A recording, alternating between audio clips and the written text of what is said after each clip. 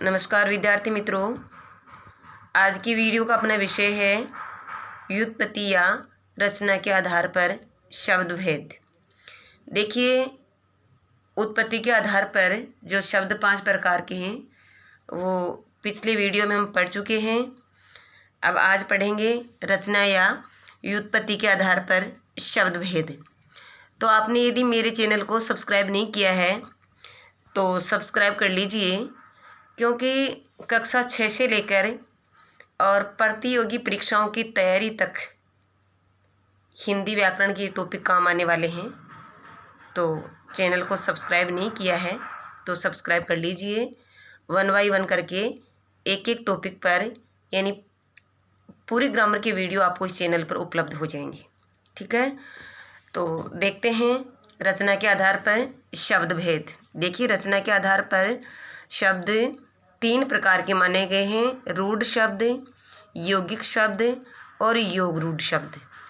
अब सबसे पहले आप देखिए रूढ़ शब्द, यानी आम बोलचाल में हम बोलते हैं कि फला व्यक्ति रूढ़िवादी है।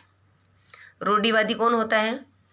यानी रूढ़िवादी हम उस व्यक्ति को कहते हैं जो पुरानी परंपराओं को उसी रूप में मानते हैं।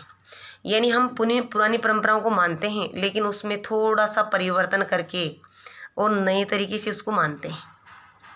पुरानी वेशभूषा, आज हम पुरानी वेशभूषा ही पहनते हैं लेकिन थोड़ा सा उस वेशभूषा में अंतर हो गया तो वो नई बन गई। तो इस प्रकार क्या है कि जो पुरानी परंपराएं हैं हम उनको उसी रूप में मानते हैं तो हम रूढ़िवादी माने जाएंगे। तो यानी जो शब्द पुराने समय से एक ही रूप में प्रचलित है उसके रूप में परिवर्तन नहीं होता है, उसके रूप में परिवर्तन नहीं होता है, उसका रूप खंडित नहीं होता है, वो शब्द टुकड़ों में विभाजित नहीं होता है, तो उस शब्द को क्या बोलेंगे? रूढ़ बोलेंगे। यानी वो एक अर्थ के लिए पुराने समय से प्रचलित है, अब उसके रूप में कोई परिवर्तन नहीं हुआ, उसके हम कोई खंड नहीं कर सकते, खंड करने पर उसके कोई खंडों के अर्थ नहीं होंगे। ठीक है, जैसे उदाहरण के तौर पर जल शब्द है, पानी है, दूध है, इन शब्दों के अलग कोई खंड नहीं होते।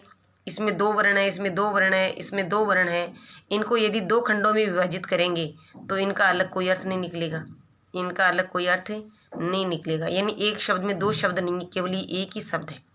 तो ऐसे शब्द जिनके टुकड़े नहीं होते, जो खंडों में विभाजित नहीं होते, उन शब्दों को हम क्या कहेंगे? रूढ़ शब्द कहेंगे। अब देखिए रूढ़ शब्दों की परिभाषा। ऐसे शब्द जो अपनी मूल स्थिति को प्रकट करते हैं, ऐसे शब्द जो अपनी मूल स्थिति को प्रकट करते हैं अर्थात जिनमें अन्य कोई शब्द मिला हुआ नहीं रहता, वे रूढ़ कहलाते हैं। वे रूढ़ शब्द होते हैं जिनमें अन्य कोई शब्द मिला हुआ नहीं होता। बात वही हुई कि इसमें कोई शब्द मिला हुआ नहीं है, यानी एक ही शब्द है, उसमें दूसरे शब्द का मिश्रण नहीं है, दूसरा शब्द उसमें मिला हुआ नहीं है, यानी उस शब्द के कोई टुकड़े नहीं हो सकते। अगर एक शब्द में कोई दूसरा शब्द मिला हुआ होता है तो उसके टुकड़े भी हो सकते हैं, लेकिन जिन शब्दों में दूसरा शब्द मिला हुआ नहीं है, इसका मतलब कोई शब्द उसमें मिला हुआ नहीं है तो उसके टुकड़े भी नहीं होंगे। तो आप सीधा सीधा ये याद रखें कि ऐसे शब्द जिनके खंड नहीं हो सकते और खंड करने पर वो खंड सार्थक नहीं होंगे। यदि आपने खंड कर भी दिया तो वो खंड कोई सार्थक अर्थ हमें नहीं देंगे, इसलिए वे रूढ़ शब्द हैं। ठीक है, उसके बाद नेक्स्ट आप देखिए यौगिक शब्द। दूसरा रचना के आधार पर जो शब्द है वो यौगिक शब्द है। अब आप यहाँ शब्द से ही समझिए, जैसे यहाँ रूढ़ से मैंने बताया, यहाँ आप यौगिक शब्द किन से बना है? योग धन इक। यौगिक शब्द इन 2 शब्दों के मेल से बना है, योग धन इक। योग का मतलब होता है कोई 2 चीज़ों को जोड़ना, एक से अधिक चीज़ों को जोड़ना, उसी को योग कहते हैं। तो यानी एक शब्द में एक से अधिक शब्द होना, यानी शब्दों का योग होना, शब्दों का जुड़े हुए होना। जहाँ शब्दों का योग है मतलब एक से अधिक शब्द जुड़े हुए हैं, वो शब्द क्या कहलाएंगे? यौगिक कहलाएंगे। परिभाषा देख लीजिए, ऐसे शब्द जो अपनी मूल स्थिति को करते हैं वो तो यौगिक होते हैं। और यौगिक देखो, ऐसे शब्द जो दो शब्दों के योग से बने होते हैं वे यौगिक कहलाते हैं। दो शब्दों के योग से बने होते हैं यौगिक कहलाते हैं। यहाँ शब्द से ही मैंने नाम से ही आपको समझा दिया, नाम से स्पष्ट होता है। यौगिक दो शब्दों के मेल से बना, योग प्लस इक, योग प्लस इक। तो योग का मतलब एक से अधिक शब्दों का जोड़, एक से अधिक का योग। तो यहाँ यौगिक शब्दों में एक से अधिक, तो एक से अधिक शब्द जिनमें होते हैं वो यौगिक कहलाते हैं। एक और इनकी पहचान का तरीका है कि जिस शब्द में उपसर्ग है, प्रत्यय है, संधि है, समास है, यानी यौगिक शब्दों की ये पहचान है कि यौगिक शब्दों के दायरे में वो शब्द आते हैं जिनमें या तो कोई उपसर्ग का प्रयोग है, या फिर प्रत्यय का है, या फिर उनमें संधि है। क्योंकि उपसर्ग है तो दो शब्द हैं, प्रत्यय है तो शब्द में दो शब्द हैं, संधि है तो दो शब्द हैं, समास है तो दो से अधिक है। तो सीधा सीधा आप ये भी याद रखें कि जिन शब्दों में उपसर्ग, प्रत्यय, संधि, समास है, कोई भी हो इनमें से, चाहे उपसर्ग हो, चाहे प्रत्यय हो, चाहे संधि हो, चाहे समास हो, इनमें से एक भी मिलता है तो वो यौगिक शब्द कहलाएगा, वह शब्द यौगिक कहलाएगा। और यदि उपसर्ग, प्रत्यय, संधि, समास ये नहीं मिलते हैं तो वो रूढ़ कहलाएगा, क्योंकि फिर तो वो अपनी मूल स्थिति प्रकट करता है।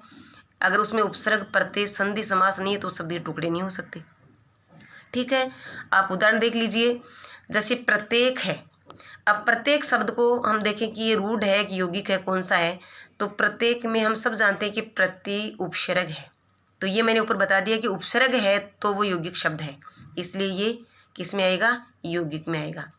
स्वागत है, इसमें सु और आ उपसर्ग लगे हुए हैं, तो निश्चित रूप से ये भी क्या है, यौगिक है। भारतीय, भारतीय में ये प्रत्यय, भारत मूल शब्द है, ये प्रत्यय, तो ये बात मैंने ऊपर बताई कि प्रत्यय है तो वो यौगिक शब्द है। इसके बाद विद्यालय, इसमें संधि है, विद्यालय शब्द में क्या है, संधि है। इन दो शब्दों में संधि की भी है, यानी यहाँ पर आ और आ, इसमें आ स्वर है, यहाँ मूल लिखा हुआ है, तो इन दो शब्दों में यहाँ क्या होती है, संधि होती है। ये दोनों आ और आ मिलके यहाँ एक आ बनता है, तो इनमें संधि है, इसलिए ये भी किस में है, यौगिक में है। उसके बाद राजपुत्र, राजा का पुत्र, इसमें क्या है, समास है, इसमें समास है, का सामासिक चिन्ह का प्रयोग है, इसमें का सामासिक चिन्ह का प्रयोग है। ये राजा और पुत्र दोनों को का सामासिक चिन्ह के द्वारा जोड़ा गया है, तो समास है, इसका मतलब ये भी किस में आएगा, यौगिक में आएगा। ठीक है, तो आप एक बार पुनः ध्यान दे लीजिए कि यदि उपसर्ग, प्रत्यय और संधि, समास है तो यौगिक है, और ये नहीं है तो वो रूढ़ है। ठीक है, इसके बाद देखिए योग रूढ़, योग रूढ़, यानी इसमें दो बात है, योग भी है, यहाँ पर क्या है, योग भी है। योग का मतलब दो शब्दों का मेल भी है, और वो क्या है, रूढ़ भी है। दो शब्दों का मेल भी है और रूढ़ भी है, यानी पुराने समय से प्रचलित भी है और योग भी है। तो ऐसे शब्द यहाँ आप समझेंगे कि ऐसे शब्द जो दो शब्दों के मेल से तो बने हुए हैं, लेकिन एक निश्चित अर्थ के लिए वो प्रचलित है। रूढ़ का मतलब मैंने पहले बता दिया था कि परंपराओं से जो चीज़ प्रचलित होती है उसको हम रूढ़ बोलते हैं, चाहे वो शब्द हो, चाहे वो परंपरा हो, चाहे वो और कुछ, उसको हम रूढ़ बोलते हैं, जो पुराने समय से प्रचलित है और आज हम उसी रूप में उसको काम में लेते हैं। पुराने समय से प्रचलित है और आज हम उसको उसी रूप में काम में लेते हैं, उसको रूढ़ बोलते हैं। तो ऐसे शब्द जिनमें एक से अधिक शब्दों का योग भी है और वो पुराने समय से एक अर्थ के लिए रूढ़ भी हैं, प्रचलित भी हैं। तो देखते हैं परिभाषा। ऐसे शब्द जो कम से कम दो शब्दों के योग से बनते हैं, परंतु उनमें मिले हुए शब्दों का मूल अर्थ लुप्त होकर कोई अन्य अर्थ प्रकट होने लगता है, तो वह योग रूढ़ शब्द कहलाता है। यानी जिन दो शब्दों का मेल रहता है उनका मूल अर्थ लुप्त हो जाता है, अलग अलग उनका अर्थ जो निकलता है वो वहाँ पर नहीं लिया जाता। जैसे उदाहरण के तौर पर बहुव्रीहि समास, बहुव्रीहि समास में कभी भी दो शब्दों के जो अलग अलग अर्थ निकलते हैं वो नहीं लिए जाते। उदाहरण के तौर पे मैं आपको बताऊं कि जैसे लंबोदर है, लंबोदर में एक शब्द है लंबा और दूसरा है उदर। अब लंबा का अर्थ लंबाई से, उदर का मतलब पेट से, लेकिन हम लंबोदर जो शब्द है वो किसके लिए इस्तेमाल करते हैं? हमेशा के लिए गणेश जी के लिए इस्तेमाल करते हैं। अब यहाँ इसका अर्थ गणेश जी लिया जाता है, हमेशा हर जगह गणेश जी लिया जाता है।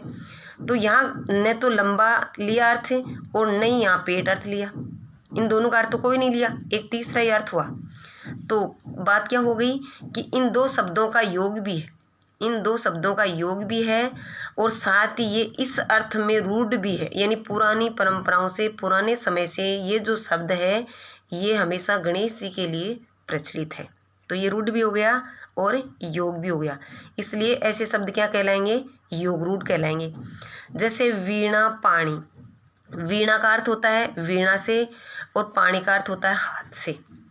वीणा का अर्थ होता है वीणा से और पाणी का मतलब होता है हाथ से, लेकिन इसका तीसरा अर्थ लेते हैं सरस्वती। न तो वीणा लेते हैं न पाणी लेते हैं, इसका अर्थ लेते हैं सरस्वती। इसलिए दो शब्दों का योग है, अर्थ इसका पुराने समय से ही सरस्वती प्रचलित है, इसलिए ये भी क्या आएगा? योग रूढ़ आएगा। चंद्रमौली, चंद्र धन मौली, चंद्र का अर्थ चंद्रमा से, मौली का अर्थ मौली से, जो लाल रंग का डोरा होता है उसको मौली बोलते हैं। तो यहाँ पर चंद्रमौली किसको कहते हैं? शिव को कहते हैं, चंद्रमौली शिव को कहते हैं। तो यहाँ पर न तो चंद्र अर्थ लिया न मौली लिया, एक तीसरा ही लिया शिव, क्योंकि चंद्रमौली जो शब्द है ये शिव के लिए रूढ़ है, ये शिव के लिए रूढ़ है। फिर देखिए जलज, जलज में एक अर्थ है जल और एक है जय। जल का मतलब पानी से, जल से, जय का मतलब उत्पन्न होने से। लेकिन जलज आप सब समझते हैं, जलज हम किसको कहते हैं? कमल को कहते हैं। अब यहाँ न तो जल का अर्थ लिया और न ही जय का उत्पन्न होने का अर्थ लिया, एक तीसरा ही अर्थ क्या ले लिया? कमल। और ये पुराने समय से जलज शब्द किसके लिए रूढ़ है? कमल के लिए। तो ऐसे शब्द जिनमें दो दो का योग भी है और वो एक ही अर्थ के लिए रूढ़ भी है, इसलिए वो क्या कहलाएंगे? योग रूढ़ कहलाएंगे। धन्यवाद। आगे शब्दों को विस्तार से जानने के लिए फिर मिलेंगे अगले वीडियो में।